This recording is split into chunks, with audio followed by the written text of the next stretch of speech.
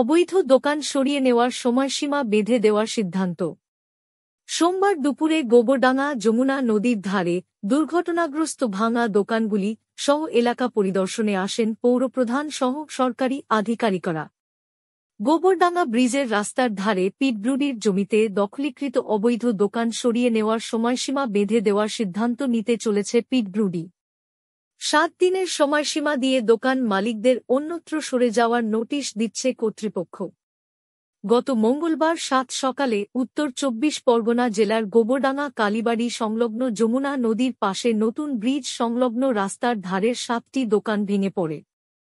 ভোরবেলায় সকলের নজরে আসে দোকানগুলি ধসে পড়েছে জমিদার বাড়ির পরিখার জলে। একটি মুরগির দোকান ও সোনার দোকান সহ মোট 7টি দোকানে ক্ষয়ক্ষতি পরিমাণ আনুমানিক লক্ষাধিক টাকার উপরে। তবে এই দোকানগুলি পিটব্রুডির জায়গায় দখল করেছিল বলে জানা গেছে। গোবরডাঙ্গা পৌরসভার চেয়ারম্যান শঙ্কর দত্ত জানিয়েছেন, এই দোকানগুলির বেশিরভাগ অনেক আগে থেকে পিটব্রুডির জায়গার উপরে তৈরি। তখন পৌরসভার হাতে কোনো রকম আইন ছিল না। বর্তমানে বেশ কিছু কড়া আইন এসেছে। পিটব্রুডির জায়গা বা যমুনা নদীর ধারে যে সমস্ত দোকান বেআইনিভাবে তৈরি হয়েছে তাদের বিরুদ্ধে কড়া ব্যবস্থা নেওয়া হবে। ঘটনা ঘটার পর ইলেকট্রিক সাপ্লাই অফিসের থেকে কর্মীরা এসে মিটারের লাইন কেটে দেয়, কারেন্টের মিটার খুলে নিয়ে যায়, সেই সঙ্গে বিদ্যুৎ সংযোগ বিচ্ছিন্ন করে দেয়। একটা পাওয়া যাচ্ছে না, ওটা জলের মধ্যে চলে গেছে। ওটা পরবর্তী ক্ষেত্রে দেখে কি করা যায়। তারটা সব ডিসকানেক্ট করা হয়েছে, ডিসকানেক্ট লাইন কেটে দিয়েছি সব আমরা। আপনারা কটা নাগাদ মোটামুটি শুনলেন? আমরা 4টে নাগাদ খবর দিয়েছি, সঙ্গে সঙ্গে আমাদের টিম চলে এসেছে গোবরডাঙ্গা সাপ্লাইয়ের থেকে। ওরা সঙ্গে লাইন ডিসকানেক্ট করে দিচ্ছে। তারপরে পরবর্তী আরেকটা শিফট যখন আমরা এসেছি, আমরা এই রিস্ক করলাম মিটারগুলোকে গিয়ে আমরা অফিসে এখন জমা দেবো। সেদিনই ঘটনাস্থলে আসেন পিটব্রুডির বারাসাত ডিভিশনের assistant executive engineer Bankim Majumdar. Yamuna নদীর ব্রিজ থেকে শুরু করে নদীর পাড়ে তৈরি এবং পিটব্রুডির জায়গায় দখল করা প্রত্যেকটি দোকানের মালিকের নাম সহ বিস্তারিত বিবরণ লিপিবদ্ধ করেন। ঘটনাটি দিনের আলোতে জনবহুল সময়ে ঘটেনি। ভোরবেলার দিকে হওয়ায় বড়সড় দুর্ঘটনার হাত থেকে রক্ষা পান এলাকার জনসাধারণ। ক্ষতিগ্রস্ত রাস্তার ধার মেরামত করার জন্য বল্লি কাঠ, বালির বস্তা এবং মাটি দিয়ে পাইলিং করা হয় প্রায় 1 সপ্তাহ ধরে। ফের সোমবার দুপুরে পৌরসভার ইঞ্জিনিয়ার, পিটব্রুডি ইঞ্জিনিয়ার এবং ভূমি ও রাজস্ব দপ্তর থেকে আধিকারিকরা এসে মাপজোক সহ সকল পরিস্থিতি খতিয়ে দেখেন। জীবন জীবিকার প্রশ্নে দুস্থ ব্যবসায়ীদের দিক ভেবে দেখার কথা উল্লেখ করেন পৌরসভার পৌরপ্রধান শঙ্কর দত্ত। এদিন সাংবাদিকদের প্রশ্নের উত্তরে তিনি বলেন, দাদা, একটা দুঃখজনক ঘটনা ঘটেছে, তারপরে এখন ইন্সপেকশন চলছে।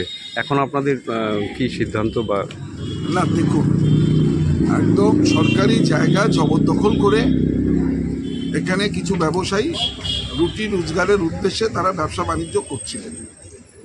দীর্ঘদিন আগে এখানে কিছু দোকানদার তাদের ছোট ছোট করে বেড়ার ঘর দিয়ে শুরু করা, পরবর্তীকালে আনঅর্গানাইজভাবেই তারা কিছু কিছু কনস্ট্রাকশন করেছে, যেগুলোর বিপজ্জনক অবস্থার মধ্যেই ছিল এবং তার ফল আমরা দেখতে পারলাম ভেঙে পড়ল।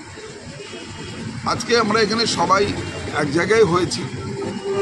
এখানে আমাদের পিডব্লিউডির ইঞ্জিনিয়ার সাহেবরা আছেন, বিদ্যাধরীর ইঞ্জিনিয়ার আছেন, ডিএলআরও অফিসের অফিসার আছেন, ওসি আছেন, গোবরডাঙ্গা থানার আছেন, ফায়ার ব্রিগেড, বীরভূম পঞ্চায়েতের প্রধান উপপ্রধান রয়েছেন, আমরা পৌরসভা আছি, ইঞ্জিনিয়াররা সবাই আছে, ব্যবসায়ী সমিতি আছে এবং অন্যান্য সব দোকানদাররাও আছেন। আমরা চাই বিপদমুক্ত হোক সবাই এবং সরকারি জায়গা জবরদখল থেকে মুক্ত করতে হবে। বাংলার মুখ্যমন্ত্রী মমতা ব্যানার্জি বারবার বলেছেন জবরদখলই চলবে না।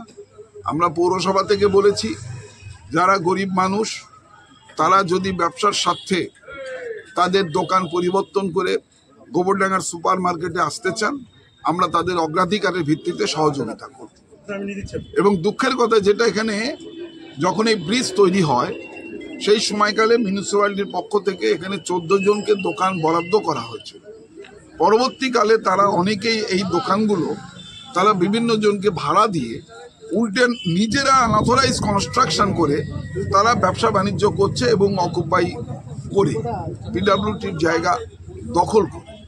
এই প্রবণতা খুব বিপজ্জনক, খুব খারাপ। আমরা সবাই মিলে চাইছি যাই হোক, যাই ঘটে যাক না কেন, আগামী দিনের বিপদ থেকে মুক্ত থাকতে হবে, কাউকেই যেন আর চরম মূল্য দিতে না হয়। তার জন্য সবাইকেই শিফট করতে হবে, জায়গা ছেড়ে দিতে হবে, রাস্তা সম্প্রসারণ করতে হবে এবং সকলকেই যতই কষ্ট হোক, যতই অসুবিধা হোক না কেন, বীরভূম পঞ্চায়েতও আমার উপপ্রধান অসিতদা এখানে আছেন, সবাই মিলেই আমরা তাদের পাশে আছি। পশ্চিমবঙ্গ সরকার পাশে আছে, বাংলার মানবিক মুখ্যমন্ত্রী মমতা বন্দ্যোপাধ্যায় পাশে আছে। সবাই মিলে সারভাইভ করতে হবে, বাঁচবার চেষ্টা করতে হবে, রুটি রোজগারের ব্যবস্থাও করতে হবে, কিন্তু সেটা বৈধভাবে করতে হবে। আনঅথরাইজ কনস্ট্রাকশন আমরা রাখতে দেবো না। কতদিনের মধ্যেই দোকান ছাড়তে হবে? দেখুন, শুরু করা হয়েছে।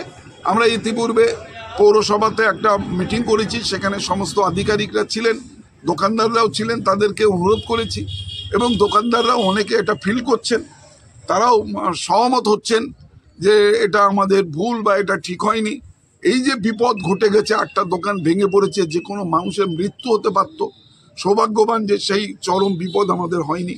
ফলে তারাও রিয়ালাইজ করছেন যে একটা অন্যায়ের উপরে এখানে অনেকেই দাঁড়িয়ে আছে, সেই অন্যায়টা সংশোধন করতে হবে, যা পরিণতি সেটাকে মেনে নিয়ে নতুন করে বাঁচবার চেষ্টা করতে হবে। আচ্ছা, জীবন জীবিকার ক্ষেত্রে কোনো পুনর্বাসনের কথা চিন্তা ভাবনা করছেন? দেখুন, আমরা তো আগেই বললাম, আমাদের নিজস্ব যেখানে মার্কেট আছে, গোবরডাঙ্গা একটা ছোট জায়গা, বীরভূম 1 একটা ছোট পঞ্চায়েত, আমাদের যে যে জায়গাগুলোয় প্রভিশন আছে, তারা যদি সেখানে আসতে চান, আমরা তাদেরকে অবশ্যই সহযোগিতা করব। অন্যদিকে গোবরডাঙ্গা জমিদার বংশের 8ম পুরুষ স্বপন প্রসন্ন মুখোপাধ্যায় জানিয়েছেন, জমিদার বাড়ির পরীক্ষা লাগোয়া এই সম্পত্তির অনেক জমি দখল হয়ে গিয়েছে। বারবার বলা সত্ত্বেও তখন মুক্ত করা সম্ভব হয়নি। পুলিশকে জানানো হয়েছে, কোর্টে মামলা চলছে। এখানে ধস নামলো, ধস নেমেছে যে দোকানগুলো, এইটা কি আপনাদের জমির মধ্যে? অবশ্যই এই জায়গাটা আমাদের, এটা গোবরডাঙ্গা মধ্যে 115 নম্বর জায়গায়, এটা সামনে আমাদের জলাশয়ের একটা অংশ জোরপূর্বক দখলে মিউনিসিপ্যালিটির সহায়তায় এবং বিএলআর প্রত্যক্ষ মধ্যে এখানে যারা দখলে তারা অলরেডি কোর্টে মুচলেখা দিয়ে এসছি, 1000 টাকা করে বন্ড দিয়ে আমরা এরকম অন্যায়কারী 107 ধারায় এটা হুমকি দিত, একজন মুচলেখা দিয়েছে, তার মধ্যে একজন প্রয়াত, একজন বেঁচে আছে এবং আরও অনেকেই আছে তার সঙ্গে। এবং প্রমোটারদের সক্রিয় দালালিতে এরা আছে, মানে তাদের জোর ছাড়া তারা এখানে থাকতে পারে না। হ্যাঁ, এখন কারা দেখভাল করছে? কারা? দেখো, এটা অলরেডি পিডাব্লিউডি অ্যাকুইশনের আন্ডারে, এটা NH 35-এ, সেই জন্য আমরা পয়সা দিলেই পিডাব্লিউডি এটা দখল নেবে। অনেকদিন আগে এটা পিডাব্লিউডি অ্যাকুইশন প্ল্যানের মধ্যে 1996 থেকে পিডাব্লিউডি অ্যাকুইশন ম্যাপের মধ্যে, এটা 1996 সাল থেকে পিডাব্লিউডি অ্যাকুইশন প্ল্যানের মধ্যে সেটা প্রসিডিংস এখনও চলছে, হাইকোর্ট অর্ডারও চলছে, হাইকোর্ট কোর্ট কাছারি হয়েছে, পিডাব্লিউডি এটা NH 35-এ নেবে।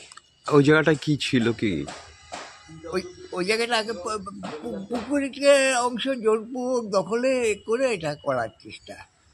হ্যাঁ, আপনারা এরপরে আর কোনো পদক্ষেপ নিয়েছেন? পদক্ষেপ এটা কোর্টে 100 বিএলআরও রিপোর্ট দেবে না পয়সা করে, বিএলআরও পয়সা ছাড়া কিছু করে না, আর থানাও তাই।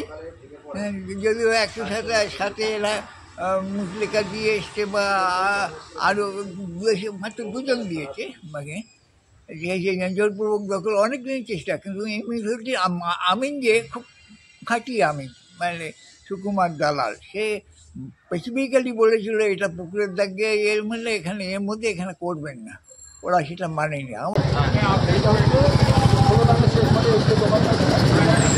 এই যে ঘটনাটা, একটা দুর্ঘটনা ঘটার পরে আপনি সেই দিনও পরে এসছিলেন, দেখেছিলেন, তো এখন অবস্থাটা কি রকম আছে? এখনো যেটা যেখানে হয়েছে আমরা সেটা রিপেয়ার করে দিচ্ছি, যাতে আমাদের রাস্তা ধসে না পড়ে, সেগুলো পদক্ষেপ নিচ্ছি আর কি।